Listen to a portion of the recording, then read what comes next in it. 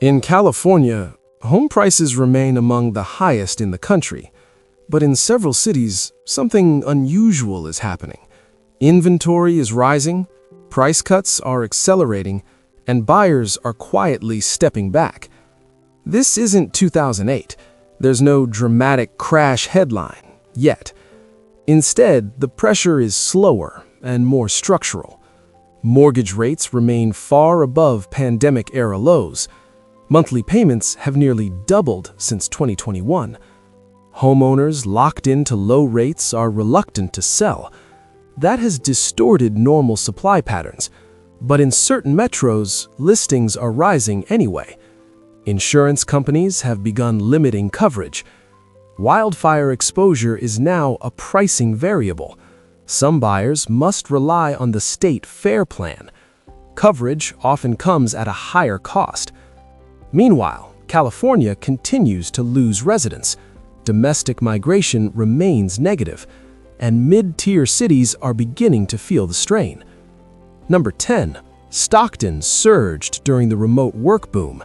Prices climbed rapidly between 2020 and 2022, but affordability has tightened dramatically. Commuter demand has cooled. Inventory levels are rising relative to sales.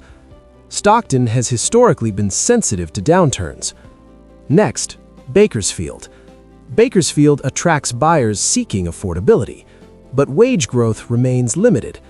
Energy sector volatility adds uncertainty, and wildfire exposure raises insurance costs. Lower income markets often feel pressure first. Number 8. Fresno. Fresno saw aggressive price growth after 2020. Now, affordability ratios are stretched. Incomes have not kept pace with prices. New construction has added supply, and buyer inflow has slowed. Next, Riverside. Riverside thrived during the migration surge. It became a commuter alternative to coastal metros, but long-distance commuting is less attractive now. Higher fuel and time costs change the math.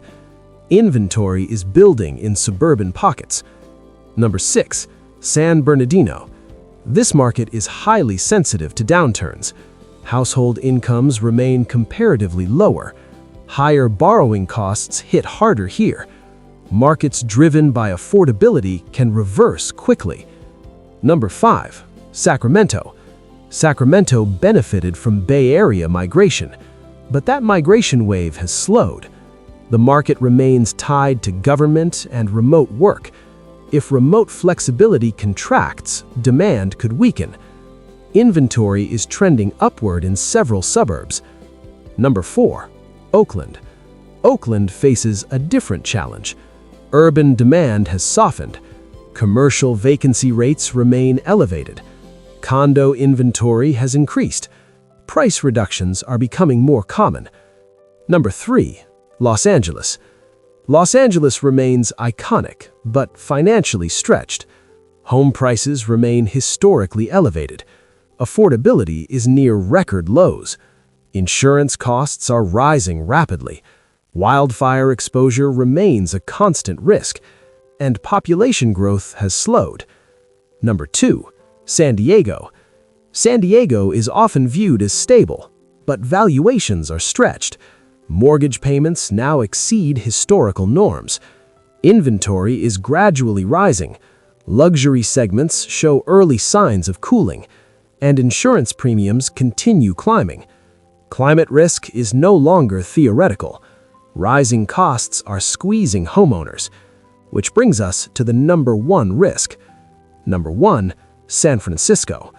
Once the center of explosive growth, now facing structural adjustment. Remote work reshaped downtown demand. Office vacancy remains elevated. High-end condo supply increased. Prices have corrected from peak levels, but affordability remains strained. Insurance challenges are increasing, and outward migration has not fully reversed. California's housing story is not collapsing, but it is rebalancing. Higher rates changed buyer math. Insurance reshaped risk calculations. Migration patterns evolved, and speculative demand cooled. 2026 may test highly leveraged buyers, especially in overextended metros. The risks are uneven, but they are real.